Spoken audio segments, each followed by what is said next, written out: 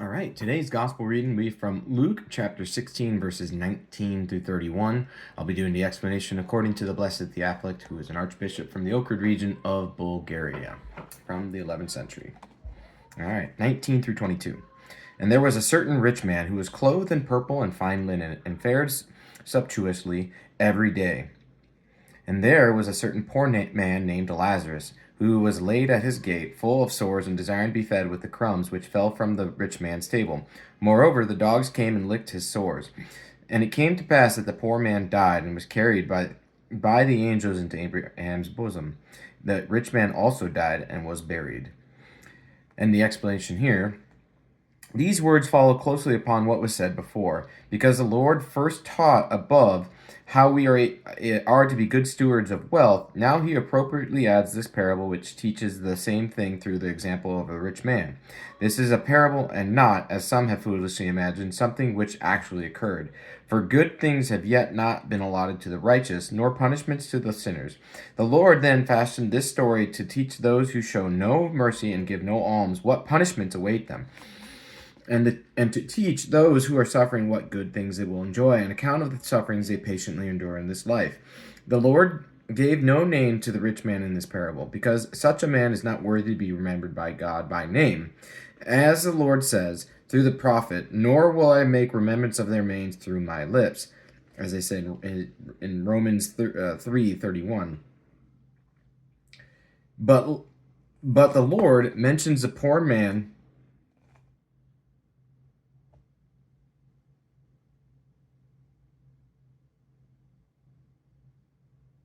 No, it's just,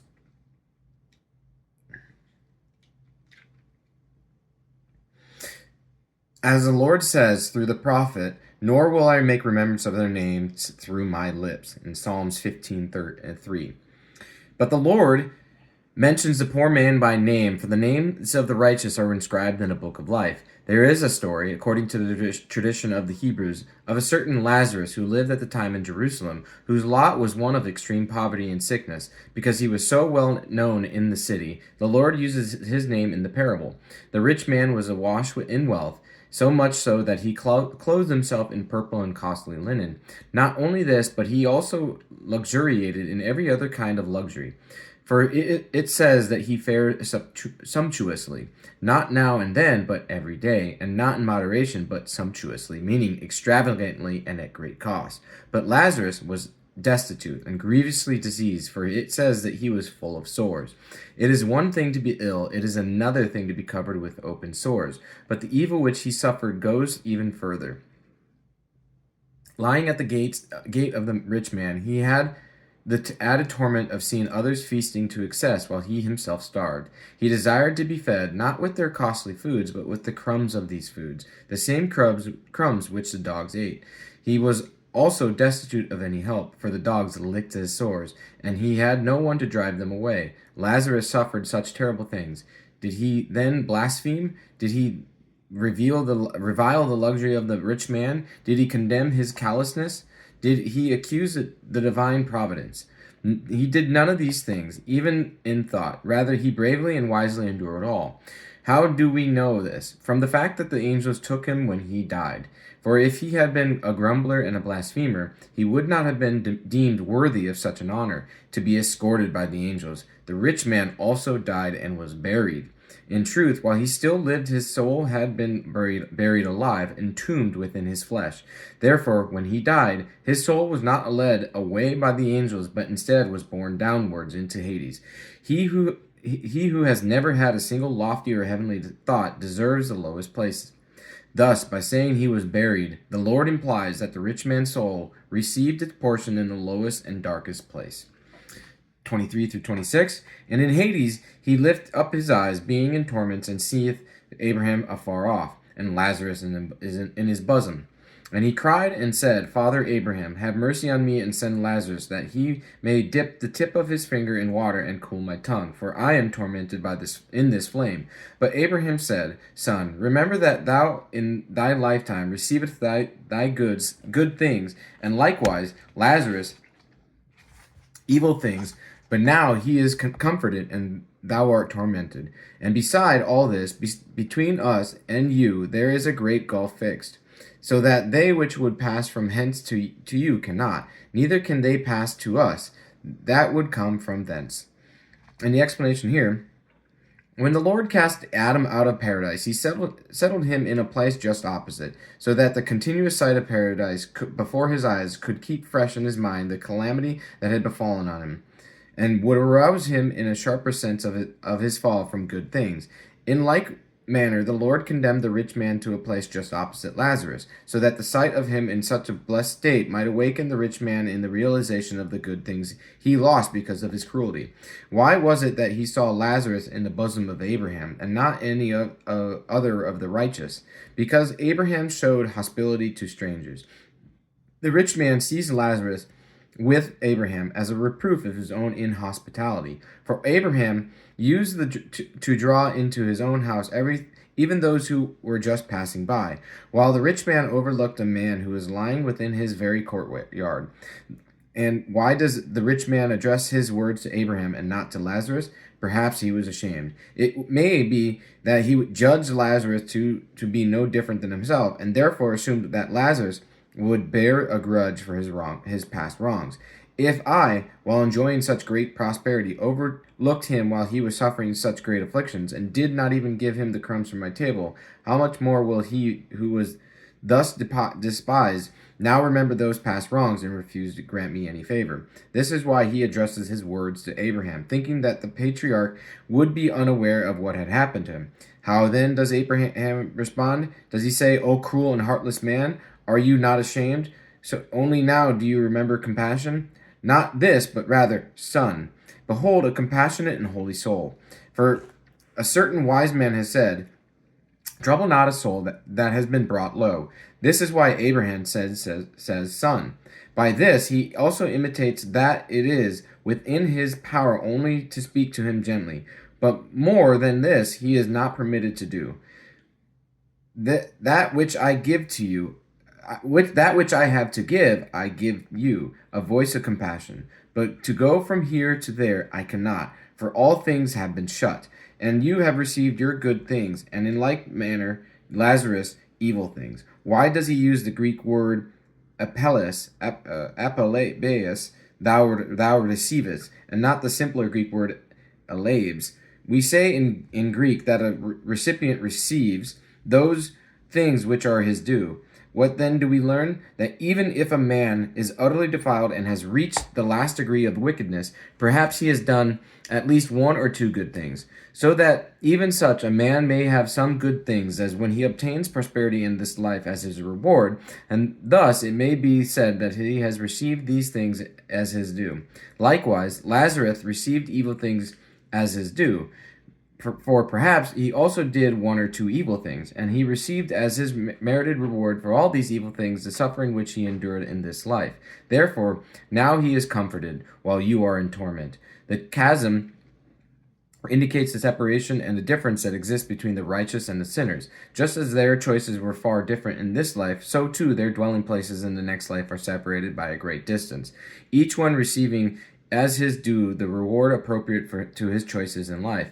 Mark here a conclusion to be drawn against the Origenists, who say that there will be a time when there is an end to hell, and that the sinners will be united with the righteous and with God, and that thus God will become all in all. Let us hear what Abraham says, that they who would pass from hence to you or from thence to us cannot. Therefore, it is impossible for anyone to go from the place apportioned to the righteous to the place of the sinners, and likewise. Abraham teaches us it is impossible to go from the place of punishment to the place of the righteous. And Abraham, I presume, is more trustworthy than Origen. Origen's teaching of the apokatastasis, the ultimate reconciliation of everyone, even Satan, was condemned as heresy at the Fifth Ecumenical Council held in Constantinople in 553 AD. What is Hades? Some say it is a place of darkness beneath the earth. Others have said that Hades is a departure of the soul from that which is seen to from that which is seen to that which is unseen and invisible. While the soul is in the body, it is manifest through its own energies, which animate the body. But when the soul has departed from the body, it becomes invisible. Blessed Theophylact here provides a connection between the Greek word Hades and Hades and its etymological root Aedes, invisible. This is Hades, they say. The bosom of Abraham is the enclosure within which are stored up the good things that await the righteous, who after the storm have found the heavenly haven. We use the same word to name those bodies of water on the sea which are shaped like harbors and havens.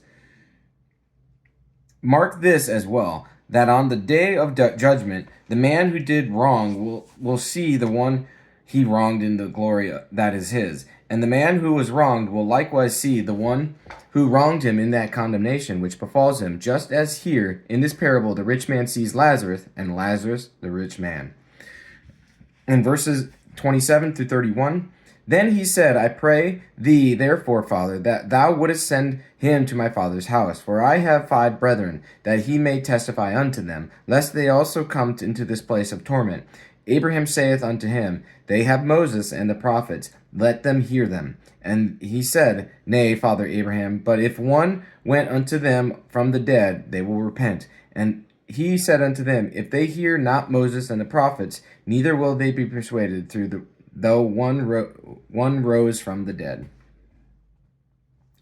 And the explanation here, the miserable rich man, having failed in his request for himself, now makes supplication on behalf of others. See how punishment has led him to awareness. He who before had overlooked Lazarus, as he lay at his feet, now thinks of others who are absent, and begs that Lazarus be sent from the dead to his father's house. He asks that not just any one of the dead, but Lazarus in particular be sent, so that the rich man's brothers might see him crowned with health and glory. They who once saw him in sickness and in dishonor, and were witnesses of his poverty, would be witnesses of his glory.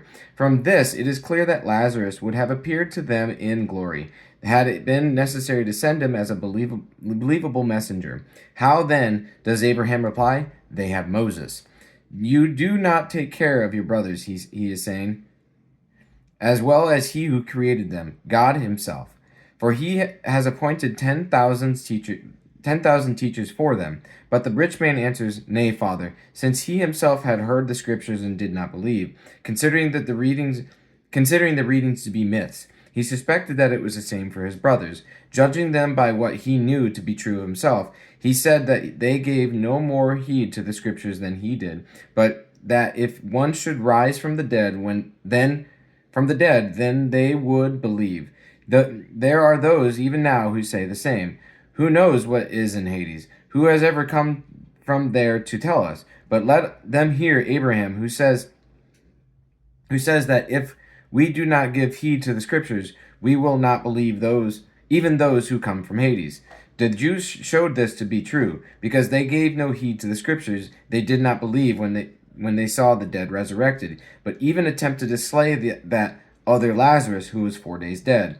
Many of the dead arose at the Lord's crucifixion, yet this only intensified the Jews' murderous assault against the apostles. If raising the dead would truly help us to believe, the Lord would do this often. But there is no help so great that as a close study of the scriptures.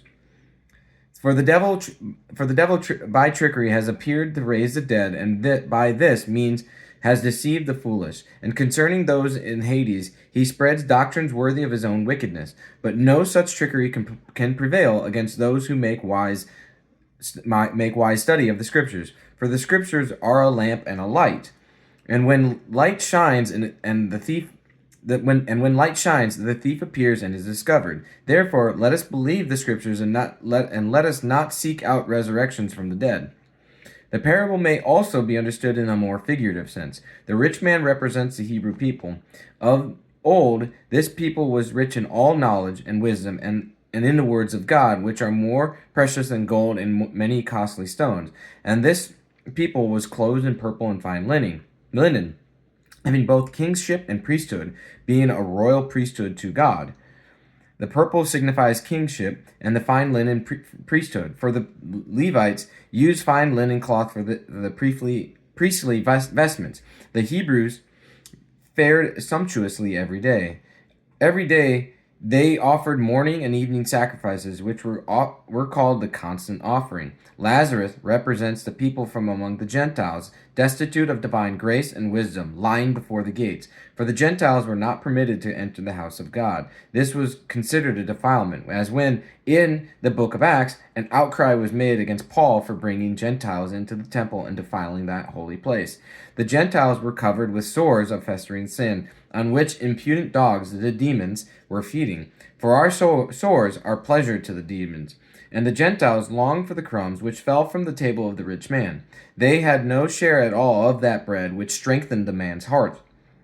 And they were in need of those most subtle and refined particles of the rational food, like the Canaanite woman desired to be fed from the crumbs, even though she was a Gentile. What then? The Hebrew people died to God, and their bones, which made no movement towards the good, became stiff in death.